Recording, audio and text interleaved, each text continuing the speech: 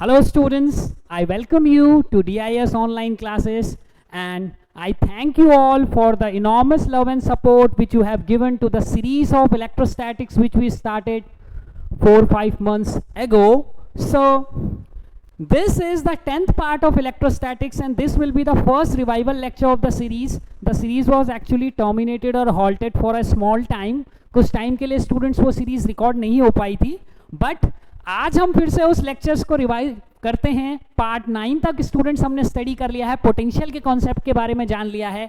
तो आज हम कुछ करने वाले हैं जो कि हमें बताएगा कि दो चार्जेस के बीच में जो फोर्स है, जो फोर्स दो चार्जेस के बीच में है, जिस एनर्जी के साथ वो आपस में बात कर रहे हैं, वो एनर्जी क्या है. How much heated up is the conversation between two charges? So this will be the 10th lecture, the revival lecture in the series of electrostatics, and I am your mentor Deepak from Discovery International School. So let's start this lecture. The first topic which we will study in this lecture will be the potential energy of two charges. The potential energy of a system of two charges. Let's talk what a potential energy means basically. हम ये जानते हैं कि अगर कोई भी charge हम infinity से किसी पर्टिकुलर पॉइंट तक लाते हैं स्टूडेंट्स, किसी दूसरे सोर्स चार्ज के इन्फ्लुएंस में, तो हमको कुछ वर्क करना पड़ता है और ये वर्क इस सिस्टम के अंदर पोटेंशियल एनर्जी की फॉर्म में स्टोर हो सकता है. In this class we will study that what will be the energy of this interaction. इस इंटरैक्शन की एनर्जी क्या है और इनफाइनाइटली सेपरेटेड दो चार्जेस. इनफाइनाइट सेपरेशन का फिजिक्स में मतलब होता है इतना दूर कर दो कि उनके बीच में जो प्रैक्टिकल इंटरेक्शन है, यानी कि जो बातचीत है, वो ऑलमोस्ट बंद हो जाए. इतनी दूरियां उनके बीच में बढ़ा दो कि बातचीत बंद हो जाए. The conversation just stops, it just vanishes. So what we have to do, सबसे पहले स्टूडेंट्स हमारे पास दो चार्जेस हैं. सपोज कीजिए we have two charges. The first charge is Q1, the second charge is Q2. और इन दोनों चार्जेस के बीच में स्टूडेंट शुरुआत में इनफाइनाइट डिस्टेंस है, इतने ज्यादा दूर हैं, there is no physical connection between them. मतलब बातचीत ही नहीं हो पा रही. Even mobile phones are not working. It means they are not interacting with each other. वैसे तो प्रैक्टिकली आप जानते हैं कि इलेक्ट्रोस्टैटिक फोर्स की जो रेंज है students, according to the formula, the electric field produced by any charge is E proportional to 1/r².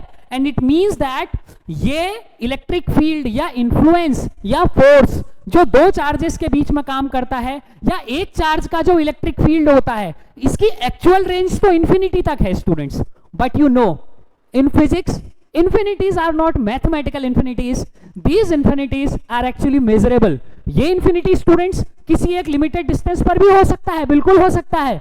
और वो distance जहां पर जाके दो charges एक दूसरे से interact तो करना चाह रहे, लेकिन interaction की energy इतनी ज्यादा कम है, इतनी small है कि उस interaction energy को आप observe नहीं कर पा रहे हैं. So what you will see, आप कहेंगे कि एक चार्ज ने दूसरे चार्ज को इन्फ्लुएंस करना बंद कर दिया है. It means one charge is not affecting the other charge.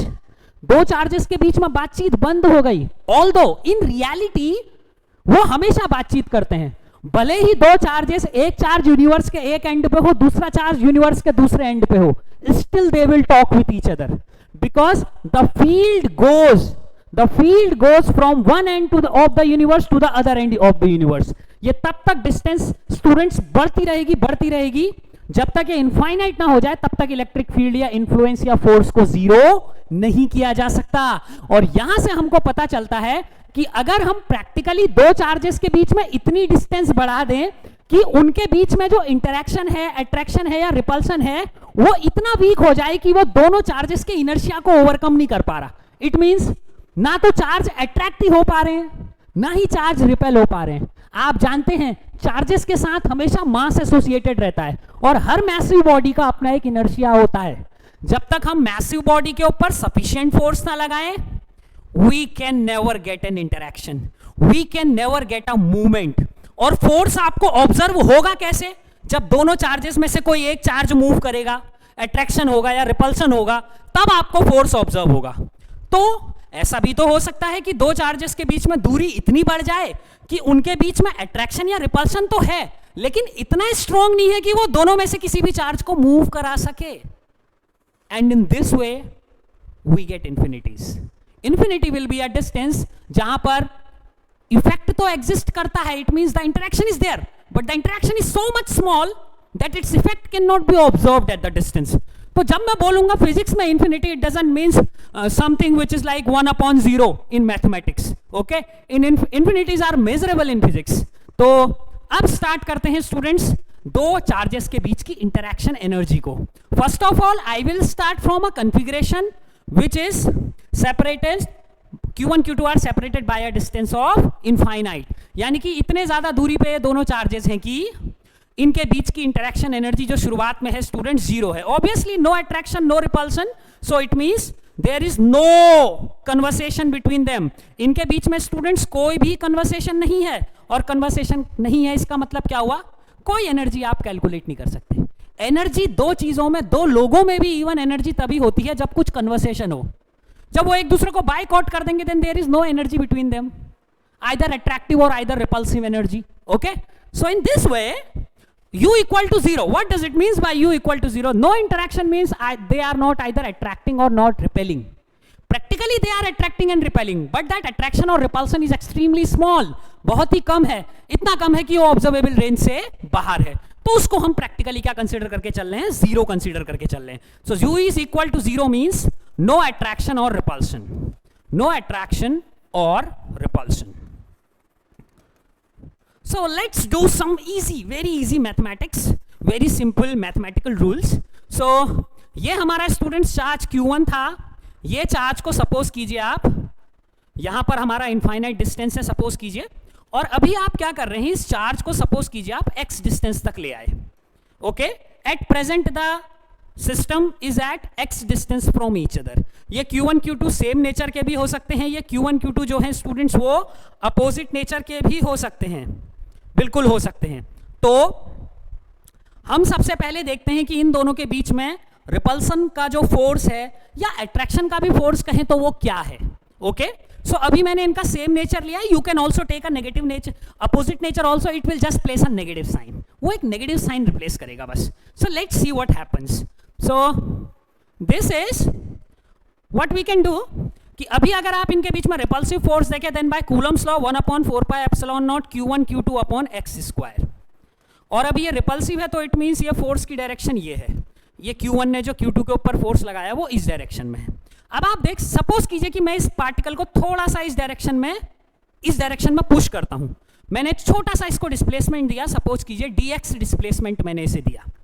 ठीक है, आप देख सकते हैं कि इस डिस्प्लेसमेंट को देने में I have to do some work, क्योंकि मैं कुछ ऐसा कर रहा हूं जो सिस्टम नहीं चाहता. चार्जेस नजदीक नहीं आना चाहते, वो दूर जाना चाहते हैं, मैं नजदीक ला रहा हूं. Every time you do something जो सिस्टम नहीं चाहता, एनर्जी स्टोर होती है. It means you can store energy in this system if the two charges, अगर दो चार्ज रिपेल कर रहे हैं, आप एनर्जी दोगे तभी जाके वो नजदीक आ पाएंगे. स्टोर करेंगे मतलब इस प्रोसेस में आप एनर्जी. ओके, और इससे ही स्टूडेंट्स लाइक चार्जेस कैसे एक दूसरे को रिपेल करते हैं और अनलाइक चार्जेस एक दूसरे को कैसे अट्रैक्ट करते हैं, उसका कंसेप्ट भी, उसकी जो कोर सोल है वो भी इसी के अंदर छुपी हुई है. आप आगे देखेंगे. This lecture is going to be extremely interesting and extremely important for you. So let's see. So this is the first. So what is the work done. आप देख सकते हैं कि फोर्स और जो डिस्प्लेसमेंट आपने दिया है उन दोनों के बीच में 180 डिग्री का एंगल है. So you can write the work done is equal to the force dot displacement which can be written as f dx cos 180 degree. We have expanded the scalar product, scalar product को मैंने खोल लिया है f dx cos 180 degree से. So what we get, so we will get minus f dx. तो अगर हम इसको कैलकुलेट कर लें 1/4πε0 Q1 Q2 over x square dx, which can also be written as Q1 Q2 over 4πε0 x raise to the power -2 dx. So let's start students. अब हमें कुछ नहीं करना है, अब हमें ये देख लेना है ये जो dx है that is a variable and that variable is actually running from infinity to r. Suppose कीजिए कि आप दोनों पार्टिकल्स को कितनी डिस्टेंस पे लाना चाहते हैं, एक दूसरे से r डिस्टेंस पे लाना चाहते हैं स्टूडेंट्स. ओके, r डिस्टेंस पे हम दोनों को सेटल करना चाहते हैं. तो how much work we have to do, हमें कितना वर्क करना पड़ेगा, वही इस सिस्टम की क्या होगी, पोटेंशियल एनर्जी होगी. हम ये जानते हैं कि जो हमारी पोटेंशियल एनर्जी है स्टूडेंट्स वो जितना हमने वर्क किया, शुरुआत में सिस्टम की एनर्जी 0 थी, अभी आप जितना भी वर्क करेंगे एनर्जी 0 से लिफ्ट होकर उतनी वैल्यू पे आ जाएगी according to work energy theorem. Work done is equal to change in energy. So 0 energy से स्टार्ट करोगे तो जितना भी वर्क करोगे वही क्या हो जाएगी, सिस्टम की एनर्जी हो जाएगी. सो let's start it. Okay, so what I have to do, the total work done in bringing the charge from infinity to that r separation will be integration from infinity to r q1 q2, there will be a negative sign also, so minus sign मैंने उसको बाहर ले लिया है, q1 q2 over 4 pi epsilon naught x raised to the power minus 2 dx. This is a real beauty, students. What you will get, minus is equal to minus q1 q2 over 4 pi epsilon naught x raised to the power minus 2. If you will integrate it, you will get x raised to the power minus 2 plus 1 upon minus 2 plus 1. Okay, so you will get minus 1 upon x. Very simple calculation, very simple integration of x raised to the power n. तो अगर आप इसको simplify कर लें, what you will get? You will get this minus will suppress this minus and you will get q1 q2 upon 4 pi epsilon naught r. So this can be written as 1 upon 4 pi epsilon naught q1 q2 upon r. Look at this beauty, students. Look at this beauty. This work is actually equal to the electrostatic potential energy of the system, which is represented by U. Q1 Q2 upon R. This quantity is coming to be positive. This quantity is coming to be positive, students. Very deep aspect. Very deep aspect. क्या मिल पाता है इससे? देखिए, अगर इन दोनों charges का students Q1 और Q2 का नेचर अगर पॉजिटिव है, दोनों का पॉजिटिव है या दोनों का नेगेटिव है, तो ये Q1 Q2 जो है स्टूडेंट्स आप देख रहे होंगे एनर्जी में न्यूमरेटर में आता है, एनर्जी में न्यूमरेटर में आता है स्टूडेंट्स, और न्यूमरेटर में आ रहा है इसका मतलब जो इसका न्यूमरेटर है स्टूडेंट्स वो क्वांटिटी पॉजिटिव आएगी. अगर दोनों चार्जेस सेम नेचर के हैं, positive multiplied by positive you will gate positive, negative multiplied by negative you will get negative, you will gate positive. तो दोनों ही केसेस में अगर दोनों चार्जेस सेम नेचर के हो you will get a positive sign. So आप ये देखते हैं कि जो एनर्जी है वो प्रोपोर्शनल होगी 1 अपॉन आर के, अगर आप Q1 Q2 प्रोडक्ट को फिक्स मान लेते हैं. अब देखिए स्टूडेंट्स क्या होगा. नॉर्मली कोई भी सिस्टम जो होता है वो हायर एनर्जी कॉन्फ़िगरेशन से लोअर एनर्जी कॉन्फ़िगरेशन की ओर जाना चाहता है. ओके, तो अगर आप आर की वैल्यू को इंक्रीज करेंगे तो ये एनर्जी क्या होगी, कम होने लगेगी. So if the two charges have same nature, positive positive या नेगेटिव नेगेटिव हो, तो न्यूमरेटर तो जो है स्टूडेंट्स उसने पॉजिटिव साइन एक्वायर कर लिया है. अब इसे कौन कंट्रोल कर रहा है? Let's see what is controlling. ये आर अब कंट्रोल कर रहा है स्टूडेंट्स एनर्जी को.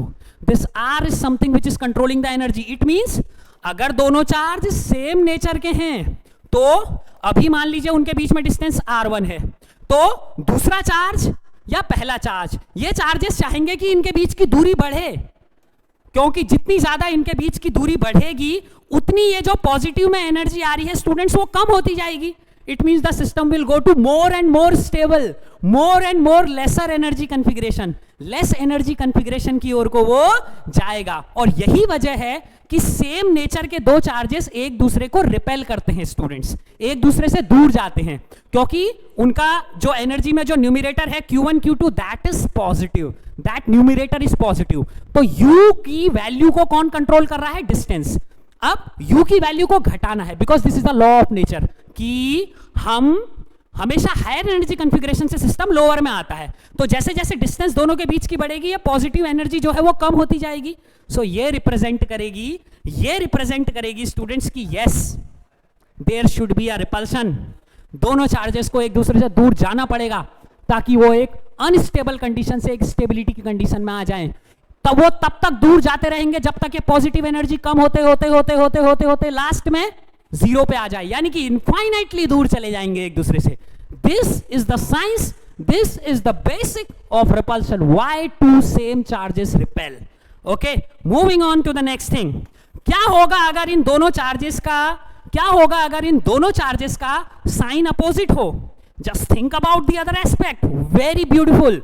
ये पॉजिटिव है, ये नेगेटिव है students. So what you can see, अब जो एनर्जी है that is proportional to -1 upon R. अब आप जितनी ज्यादा आर की वैल्यू को इंक्रीज करेंगे you will become more and more negative, because the numerator एक पॉजिटिव है एक नेगेटिव है, the numerator is a negative quantity. So U is directly proportional to -1 upon R. इट मींस अगर आप R की वैल्यू को इंक्रीज करेंगे तो U जो होगा वो उसकी वैल्यू कम हो जाएगी. ओके, सो इसका सेंस क्या हुआ? इसका सेंस ये हुआ कि आपका सिस्टम जो है R की वैल्यू को इंक्रीज करने पे जो नेगेटिव वैल्यू है स्टूडेंट्स वो कम होती जा रही है. आप इसके अपोजिट के बारे में सोचिए. अगर हम R की वैल्यू को घटाते हैं, R की वैल्यू को अगर हम घटाते हैं तो U की वैल्यू नेगेटिव में इंक्रीज होती जाती है. और नेगेटिव कोई भी क्वांटिटी अगर होती है स्टूडेंट्स तो इसका मतलब क्या हुआ? अगर कोई नेगेटिव क्वांटिटी है और उसकी हायर वैल्यू है, वो उतनी कम एनर्जी को रिप्रेजेंट कर रही है, उतनी कम एनर्जी को रिप्रेजेंट कर रही है. तो क्या पता चला यहां से? अगर हम डिस्टेंस को कम करेंगे तो ये जो नेगेटिव एनर्जी है स्टूडेंट्स, ये क्या कर रही है? इंक्रीज कर रही है. ओके, नेगेटिव एनर्जी इंक्रीज कर रही है, इसका मतलब आप और लेसर एनर्जी की ओर को जा रहे हैं, और लेसर एनर्जी की ओर को जा रहे हैं. You are going towards a more stable configuration. So that's why two opposite charges must attract. उनका attract करना कंपलसरी है, क्योंकि अगर वो attract नहीं होंगे तो वो और हायर स्टेबिलिटी की ओर को नहीं जा पाएंगे. जितने नजदीक वो आएंगे उनकी एनर्जी उतनी ज्यादा नेगेटिव होती जाएगी, जो कि एक और स्मॉलर वैल्यू को रिप्रेजेंट करेगी. And that is the soul of why two opposite charges must attract. So if you like this video, subscribe our channel, share it with your friends, and press the notification button for latest updates. Stay healthy, stay safe, and keep tuning to our channel, Discovery International School. Thank you.